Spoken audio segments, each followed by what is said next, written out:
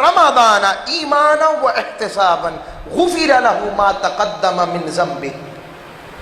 فرمایا جو شخص ایمان والا ہو کر خلوص کے ساتھ، دیکھیں پھر خلوص کا ذکر آیا ہے.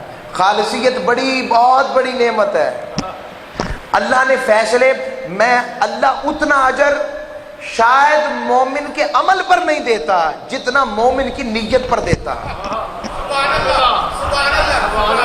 جیسے ہی وہ نیت کرتا ہے، مثال دیتا ہوں آپ کو، آپ نے نیت کی میں نے مکہ جانا ہے، مدینے جانا ہے، آپ نے نیت کی کہ میں نے زیارت رسول اور زیارت مدینہ کے لیے جانا ہے، نیت کرنے کی دیر تھی، رب کی رحمت حرکت میں آ گئی، فرشتوں کو کہا لکھو بھائی اس کا ثواب شروع کر دو، لکھنا شروع کر دو، ثواب اجر لکھنا شروع کر دو. مولا پتہ نہیں 10 سال بعد جائے کہ جب تک نہیں جاتا اس نے نیت کر لی ہے، اجر لکھتے رہو.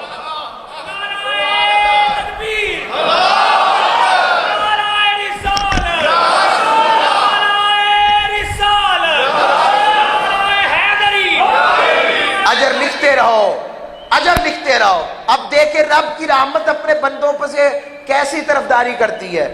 اب نیت یہ کی کہ گناہ کرنا، یہ کرنا ہے، یہ بے عملی، اللہ کی بارگاہ کی نافرمانی، ذہن بنا لیا. مولا اب کیا کرنا ہے؟ فرشتوں نے پوچھا، خاموش، کچھ نہیں لکھنا، کچھ نہیں لکھنا. مولا کریم اس نے نیت گناہ کر لی ہے، نیت نیک پر تو اجر دیتا ہے، تو انصاف یہ ہے کہ اس کی اس نیت پر گناہ پر بھی اس پر گناہ لکھ اور اس کے گناہوں کے اندر لسٹ بنا. رب نے کہا خاموش، رب میں ہوں کہ تم؟ میں یہ سادی بات ذرا بتا رہا ہوں، مکالماتی انداز، معذرت اگر اچھا نہ لگے. میں ہوں کہ تم مالک؟ تم کہ میری مرضی چلے گی. بس نیت گناہ پر کوئی گناہ نہیں جب تک وہ کر نہ لے. کر بھی لے تو کچھ وقت کے لیے قلم کو توقف ہے کہ ابھی شاید توبہ کر لے، توبہ کر لے تو یوں ہی کر دوں گا، کیا ہی نہیں.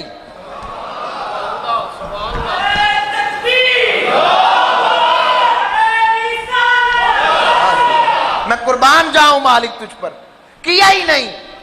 اور گناہ کے بعد بھی کہا کہ میں نے اس کے لیے قیامت تک، اس کی زندگی تک، جب تک سانسیں موقع دیا ہے، توبہ کر لے گا پھر مٹا دوں گا. اس قدر رحمت، اتنا پیارا مالک، اور ہمیں اس کی احساس ہی نہیں، ہمیں پرواہ ہی نہیں. ہم صبح و شام اس کی نافرمانیاں کرتے ہیں اور اپنی نفس کی کشائش کرتے ہیں. ارے جو 70 ماؤں سے بڑھ کر پیار کرتا ہے، صرف اجر کی نیت کرنے پر اجر دینا شروع کر دے. فرمایا قیامت کے دن ایک شخص اللہ کی بارگاہ میں آئے گا جو روزوں سے پیار کرنے والا ہوگا، روزے رکھنے والا ہوگا. آئے گا تو اس کے ذمہ حقوق ہوں گے لوگوں کے. اللہ اس کی عبادات میں سے حقوق لے کر لوگوں کو بانٹ دے گا. ابھی لوگوں کے حقوق باقی رہتے ہوں گے اور اس کے روزے کی عبادت رہتی ہوگی. اب روزے کے لیے رب نے کہا الصوم لی وانا اجزی بہ، روزہ میرے لیے ہے اور میں اس کی جزا دوں گا. رب یہ کرے گا، بندوں کو حقوق اپنی طرف سے دے دے گا، بندوں کو حقوق اپنی طرف سے دے دے گا، اور روزے کا اجر یہ دے گا کہ بندے کو جنت پہنچا دے گا. حضور کی حدیث سنا رہا ہوں.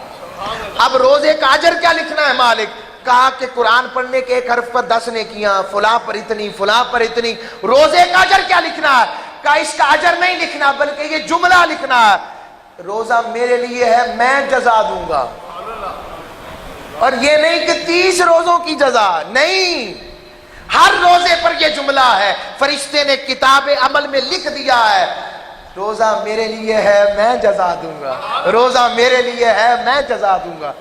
جتنے روزے رکھتا ہے اس پر رب یہ کہہ رہا ہے میں جزا دوں گا.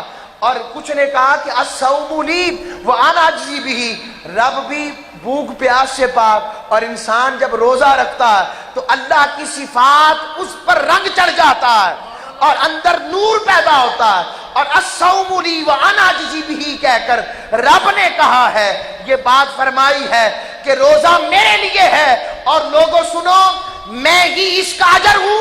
باب الریان سے میں روزہ دار کو داخل کروں گا اور کہوں گا آ جا، باب الریان جنت میں داخل حاصل ہو. اور آگے کیا کہوں گا؟ انا جزی بھی، میں اس کا خود اجر بن جاؤں گا. فرشتوں پردے ہٹا دو، اب دیدار الہی سامنے ہے. روزہ دار آجا، تیرا اجر یہ ہے کہ دیدار خدا کر.